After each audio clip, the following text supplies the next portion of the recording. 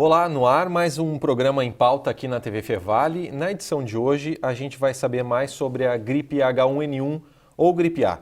Só aqui no Rio Grande do Sul, neste ano, foram 18 mortes causadas pelo vírus, pelo menos até o momento em que estamos gravando este programa. E desde o começo do ano foram confirmados 44 casos de infecção por H1N1, sendo que 337 infecções estão sendo ainda investigadas.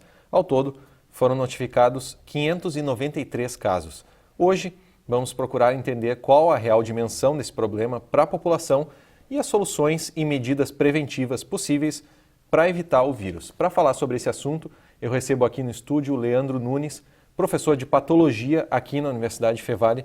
Tudo bom, professor? Seja bem-vindo ao Em Pauta. Tudo bem, muito obrigado pelo convite. Então vamos falar sobre H1N1 ou gripe A. Eu queria começar falando sobre a principal diferença entre H1N1 e gripe comum. Alguns sintomas são muito parecidos, como saber, como desconfiar que a pessoa está com H1N1 e aí sim procurar um tratamento adequado, um tratamento médico adequado. Certo. Bem importante essa tua pergunta. Na verdade, a gripe, bem como o resfriado, elas são causadas por uma gama de vírus, né? Nós temos vírus considerados mais banais ou menos graves, né? Como influenza, parainfluenza, rinovírus. Dentro do influenza, nós temos 3 subtipos. Nós temos o influenza tipo A, B e C. O influenza tipo C, ele não é patogênico em seres humanos, ele é mais patogênico nos animais.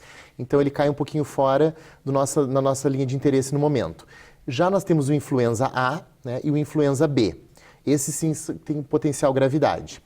Classicamente, nós tínhamos a gripe comum, cujos sintomas são febre, mal-estar, tosse, conjuntivite, às vezes diarreia e vômitos, inapetência, dores pelo corpo. Desde 2009 que surgiu então o H1N1. O H1N1 ele é uma mutação, na verdade.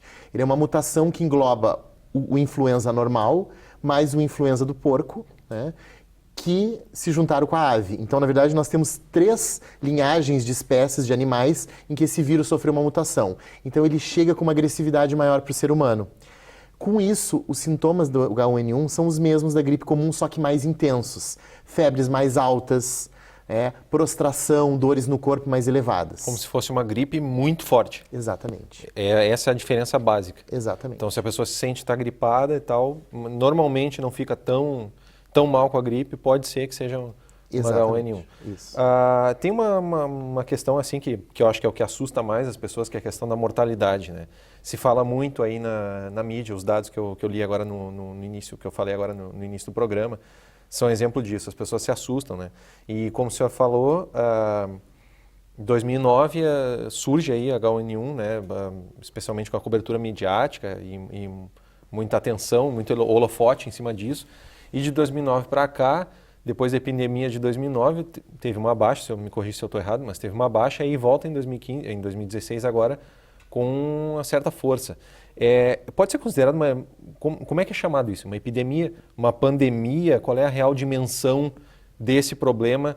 Podemos falar, acho que de Rio Grande do Sul, porque sim, estamos no contexto gaúcho aqui. Sim. O senhor poderia falar sobre isso? Sim, o que aconteceu foi o seguinte, em 2009 surgiu com força total, por ser um vírus diferente, não existia vacina. Uhum. Então, começaram-se as pesquisas em torno da vacina, a vacina surgiu, e quando a vacina surgiu, houve então essa redução que tu falaste. De certa forma, como a redução dos casos houve um certo relaxamento por parte da população. Não é mais um problema. Não é mais um problema, então eu não vou me vacinar, né? E agora ela volta com força total. A questão de ser mutante, o vírus também certamente influi. Exatamente. Como é que funciona? Funciona assim, ó. Anualmente, a Organização Mundial da Saúde, ela abre como se fossem licitações para os laboratórios derivados e conveniados com ela, principalmente o CDC, né, que é o Center of Disease Control, lá de Atlanta. E aí, a cada ano se estudam novas vacinas para cobrir essa mutação nova que é anual. Então, é por isso que a vacina vem em lotes, em determinados períodos do ano, porque depende das pesquisas, levando em conta essa mutação anual que sofre. Tá? Então, com isso, vem esse novo lote de vacina. Então, eu acho que essa é a explicação, realmente. Isso é muito importante a gente abordar, que se toda a população fizer a vacinação, né, a gente vai ter um controle, mas essa vacinação tem que se manter, porque senão volta com força total. Com relação à tua pergunta, o que é epidemia, o que é pandemia? Isso é muito importante. Pandemia, a gente se refere quando existem surtos que atravessam continentes. Então, se a gente tivesse um surto na Ásia, na Oceania, a gente teria uma pandemia. Epidemias são focos locais, né? Então, um certo número de casos aumentados em determinado local já é considerado uma epidemia. Pode ser considerado uma epidemia a gripe A esse ano que acontece no Sim. Brasil como um todo? Sim. É uma epidemia. É uma epidemia. E qual é a gravidade dessa epidemia, então, para ficar bem claro? Então, na verdade, assim, o que acontece? Principalmente os grupos de risco, né, que a gente chama, que recebem a vacina gratuita, são pessoas, uma classe de pessoas que têm um certo comprometimento da imunidade. Tanto natural, como é o caso das crianças, porque a gente sabe que a criança, quando ela nasce, ela é zerada de anticorpos, ela não tem imunidade nenhuma. E todo o anticorpo que ela recebe é via leite materno da mãe. Enquanto isso, ela vai recebendo as suas vacinas, vai entrando em contato com esses antígenos que a vacina contém e forma o seu próprio sistema imunológico. Por um outro lado, os idosos, por exemplo, as pessoas de maior idade, maior de 60 anos, têm também uma diminuição natural da imunidade pelo tempo que passou. E também os pacientes pneumopatas, hepatopatas, pessoas com problemas cardíacos também têm transplantados, várias pessoas que têm doenças crônicas também têm diminuição da imunidade. Essas pessoas, quando elas são afetadas por uma infecção de um vírus potencialmente agressivo, elas desencadeiam uma forma muito grave e com isso acaba elevando a mortalidade. E como qualquer doença infecto-contagiosa, se ela não for bem controlada, ela tem um rápido alastramento e com isso geram-se então as epidemias. O nosso clima aqui favorece isso? Ah, com certeza, né? Isso é interessante porque muitas vezes a gente ouve, né? Eu particularmente sou pediatra, a gente ouve muito assim o cuidado da mãe. Ah, meu filho não pega frio, o frio tu vai ficar doente. O que acontece? As oscilações térmicas, principalmente as bruscas, como nós estamos vivendo agora, por exemplo, de uma semana que foi a semana passada de extremo calor e agora com frio, isso faz com que a tua imunidade diminua, porque o vírus ele está circulante. Se tu estiver com a tua imunidade boa, tu consegue combater esse vírus. No momento que decai a imunidade e o frio é um desses fatores, o vírus ele vem com força total. A importância de estar em local fechado também, e aí o inverno é propício para isso, né? Te proteger do frio.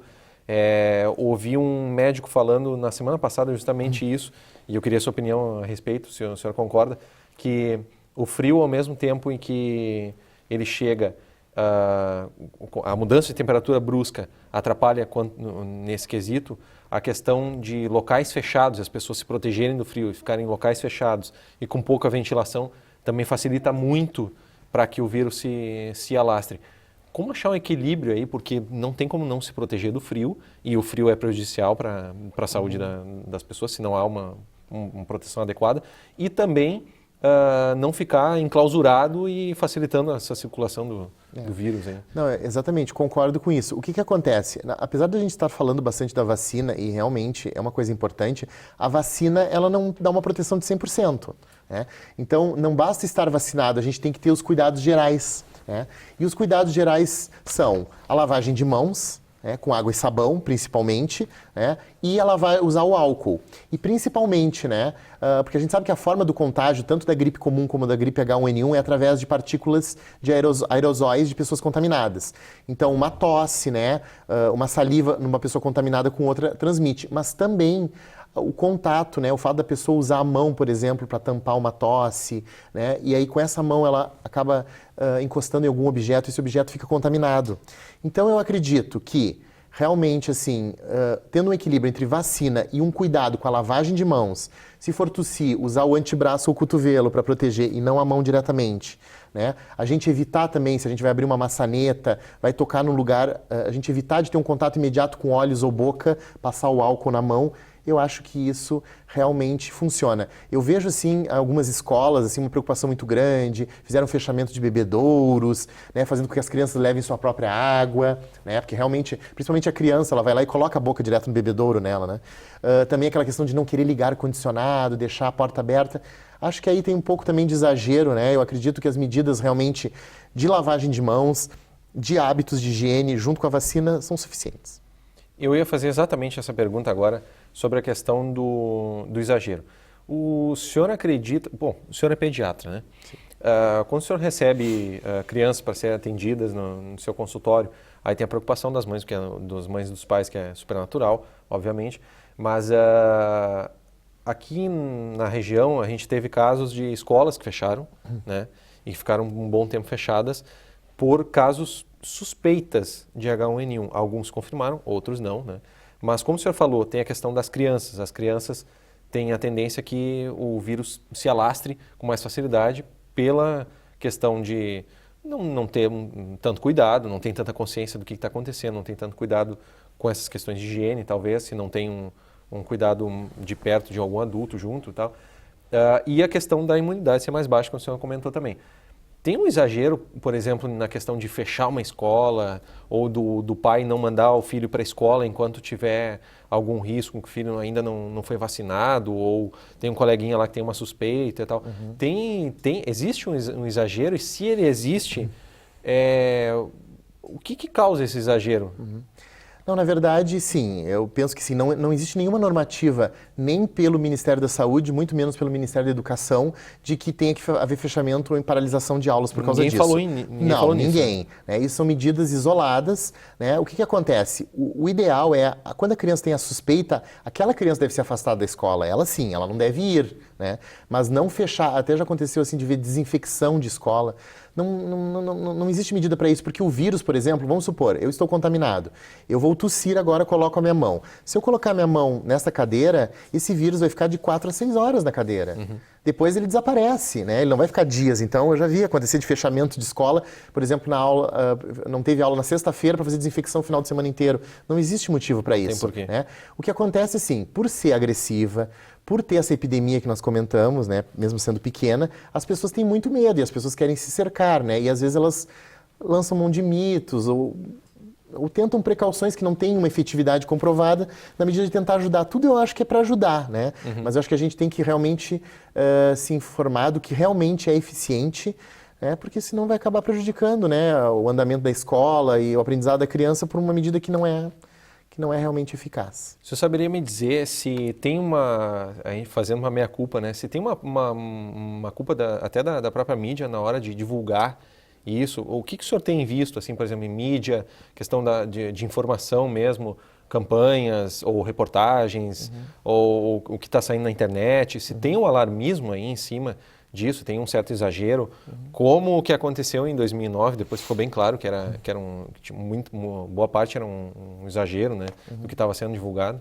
Está acontecendo isso agora também? Não, eu não vejo, assim, o que eu percebo, assim, e o que eu olho, o que eu tenho acompanhado, eu vejo bem adequado. Eu realmente acredito que a mídia tem um papel importantíssimo, né? A gente sabe que na promoção da saúde como um todo, a mídia é muito importante. Né? Isso em tudo. A gente vê assim, por exemplo, nós temos uma coisa, saindo um pouquinho do foco, mas tendo um interesse parecido, a questão da amamentação, que a gente sabe o quão é importante, o quão é fundamental. Todo mundo sabe que amamentar seu filho é importante, mas os números no Brasil não dizem isso, né? Os números dizem que pouquíssimas crianças mamam no peito. Então, a mídia, ela lança a mão de Semana Mundial da Amamentação, com atrizes famosas, realmente para chamar a população. Eu vejo como positiva a influência da mídia. Tudo que eu li não foi nada de exagero, foi apenas avisando, né, alertando a população da importância de se prevenir. E então eu não vejo, não. Eu acho que o que acontece é realmente isso que nós falamos. O relaxamento por parte de pessoas, e não é por mal, com certeza, né, mas alguns pais ou mães acabam achando, não é mais um problema, não vou me vacinar no que vem, e ela vem com tudo. E outra coisa que eu gostaria de enfatizar, muito importante, é a questão que a gente ouve no consultório, de mães não querendo vacinar as crianças com medo de que a criança vai desenvolver uma gripe. Isso a gente escuta, né?